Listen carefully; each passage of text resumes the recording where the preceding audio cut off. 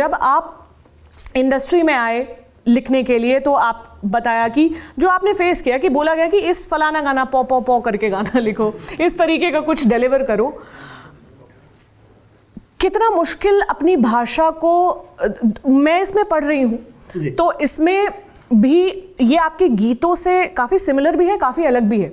जैसे मैंने एक ऑनलाइन करके कविता पढ़ी, वो एक अलग टेम्परामेंट की है, और बाकी कुछ और भी, जैसे ये मैं एक शेर पढ़ रही हूँ, पूरा नहीं पढ़ूंगी, घबराइए मत, इन्हीं से ही पढ़वाऊंगी। कभी दिल निसार करता, कभी जान निसार करता, तुम प्यार करने देती तो मैं कितना प्यार करता। तो आपने बोला कि हमें अच्छे कंटेंट की जगह बनानी होगी। एक मिनट की माफी चाहूंगा, आपको मैं रोक रहा हूँ। देखिए, एक बहुत आपने इत्तफाकन जो पोइट्री उठाई है, तो मैं यहाँ अनाउंस कर देता हूँ कि वाणी पब्लिकेशन की किताब में छपी हुई ये नज़्म मेरी फितरत है मस्ताना की, ये 1 विलन 2 जो अगली फिल्म आ रही है मेरी, ये नज़्म पूरी की पूरी इस किताब में आपको मिलेगा, उस फिल्म में आपको मिलेगा। और वाणी का बॉलीवुड कनेक्शन ये तो कभी फ्लॉन्ट करेंगे नहीं, मैं तो कहता हूँ कि आप बताओ तो ये बोलते ही नहीं कहीं, पर वाणी का बॉलीवुड कनेक्शन मैं बताता हूँ। भले यहाँ से उतर के मुझे ये दोनों ही डांटे, अदिति और अरुण जी दोनों।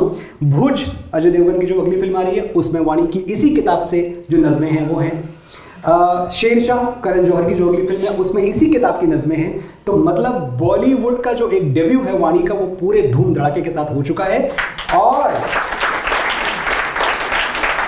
अच्छी बात ये है, जिसके लिए मुझे आपको शुक्रिया कहना है अदिति और अरुण जी, वो ये ऐसा नहीं है कि ये मैंने नज़में जाके सुनाई किसी को, सुन लीजिए आप अच्छी लगी, ये लोगों ने पढ़ी हैं। ये बड़े बड़े जिन फिल्म मेकर्स की बात मैं कर रहा हूँ, उन्होंने मेरी किताब में पढ़ी है और मुझे फ़ोन किया कि यार आपने कभी सुनाई नहीं।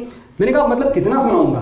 तो इस किताब ने मेरे लिए कम से कम 7 या 8 बड़ी फिल्मों के दरवाजे खोले हैं, और ये है पब्लिशर का फायदा।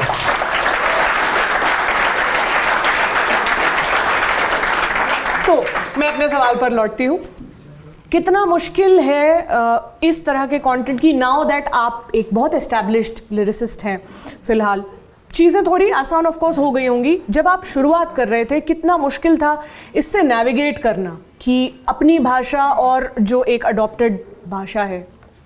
नहीं, मैं कभी भटका ही नहीं। इनफैक्ट मुझसे अगर आप पूछें, क्योंकि मैं बहुत लकी था इस माने में कि मैं टेलीविज़न करने लगा, और टेलीविज़न पे मैं बहुत ज़्यादा काम करता था।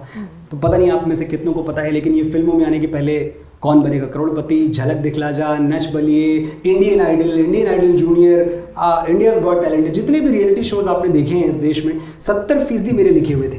तो मैं कभी ज़रूरतमंद नहीं था। तो मुझे कभी वो बाउ डाउन करने की ज़रूरत नहीं पड़ी कि नहीं हुजूर जो आप कह रहे हैं माई बाप बस वही सही है। ऐसा नहीं है, आप कह रहे हैं, आपकी अपनी सोच है, लेकिन वक्त की बहाव में सब कुछ बह जाएगा, जो रह जाएगा वो है अच्छी शायरी, और वो मेरे पास है। आपको चाहिए क्या? ये था। और ऐसा नहीं है, एक बात मैं बताऊं, जो लोग यहाँ से जाते हैं ना, छोटे शहरों से, छोटे गांव से, उनके अंदर एक अजब तरह की हनक भी होती है। तो वो हनक हमारे अंदर भी थी। जब हमें भी आप अब तो इतनी सारी कहानियाँ आप सुनते रहते हैं, नेपोटिज्म के किस्से वैसे दुनिया भर के, बाहर मंजर-ए-आम पे आनी चीज़ें शुरू हुई हैं। और मैं आप सबकी तरफ से मौका आ ही गया तो मैं बता दूं कि ये जितने भी लोग यहाँ बैठे हुए हैं ना, आप लोगों के अंदर जो छुपा हुआ है, इसी की मुंबई में ज़रूरत है। ऐसा वहाँ बड़े सुपर ह्यूमन सुपरमैन लाके नहीं बैठे हुए हैं, एकदम नॉर्मल लोग हैं मेरे आपकी तरह। वो जाते हैं वहाँ और कुछ कर जाते हैं। और जब भी आपको कोई ये दिखाए कि अरे देखो हमारे तो बाप का नाम ये है, हमारा तो सरनेम ये है, तो मैं चाहता हूँ आप उनसे कभी कहें कि सुनो, बड़ के शहर और बड़ के नाम वालों, अपने बड़प्पन का झुंझुना कहीं और जाके बजाओ।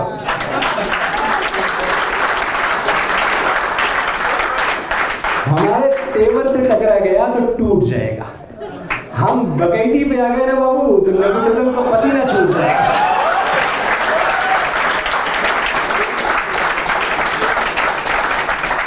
हम जानते हैं तुम पावर में हो, तुम्हारे खरीदे हुए जौहरी हमको हीरा नहीं पत्थर कहेंगे, हम फिर भी चमके रहेंगे। नहीं खड़ा होकर सुना दो ना पूरी, इजाजत दो। सुनो, बढ़ के ये देखिए अटके हुए कहीं हम। नहीं, ये थोड़ी सी जरूरत इसलिए है क्योंकि ललन टॉप वरना हमारा एपिसोड एयर नहीं करेगा, साउंड की दिक्कत आ जाएगी। साउंड की दिक्कत आती है, इसको लगाना मुश्किल हो रहा है। कोई लगाएगा यार, क्या है कोई साउंड वाले भैया जी, चलिए जेब में डाल लेते हैं, चलिए जाने दीजिए, जेब में रख लीजिए। जाने हाँ। दीजिए।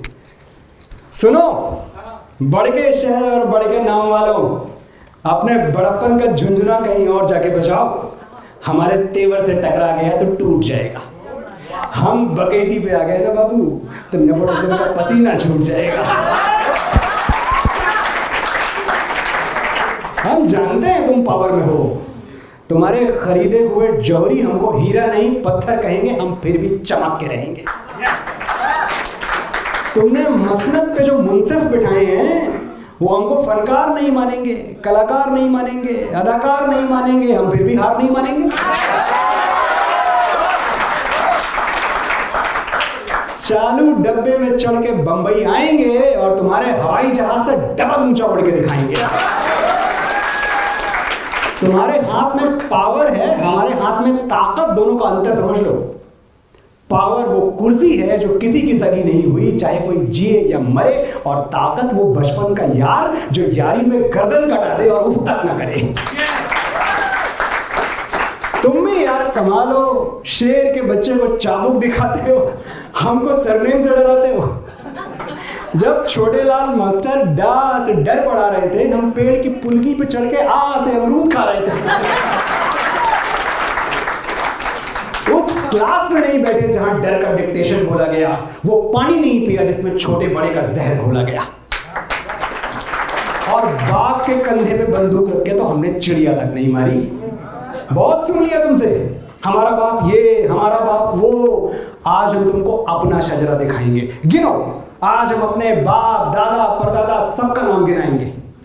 पहले दद्दा का नाम नोट करो, रणबीर चौकड़ी चेतक वाले। बौरा गए तो जिले इलाही का खून ठंडा कर दिए, घास की रोटी खा के मुगलिया सल्तनत को डंडा कर दिए। हमारे बड़के भैया 14 साल जंगल जंगल जोगी की सवारी फिरती रही और सिंहासन पे उनकी खड़ाऊ राज करती रही। एक कक्कू भी थे हमारे, फूटी आंख से करतब दिखा दिए थे, शब्द भेदी मार के गौरी को गुल्लैया बना दिए थे। और बाबा हमारे बड़के, एक पगलेट राजा ने चुटिया खोल दी तो ऐसा भड़के कि गेम ऑफ थ्रोन्स खेल दिए, पूरा का पूरा मगध अकेले ही ठेल दिए। तो बॉटम लाइन बोल देते हैं, सुन लो, तुम अपनी खोपड़ी के पीछे वो चमकने वाला गोला लगवा लो, हम फिर भी तुमको अवतार नहीं मानेंगे। तुम्हारे नाम का कलमा नहीं पढ़ेंगे, तुमको परवरदिगार नहीं मानेंगे। तुम वंशवाद की जमीन खोद के हमें गाड़ दोगे तो हम बगावत का बीज बन के फूटेंगे, पर तुमसे हार नहीं मानेंगे।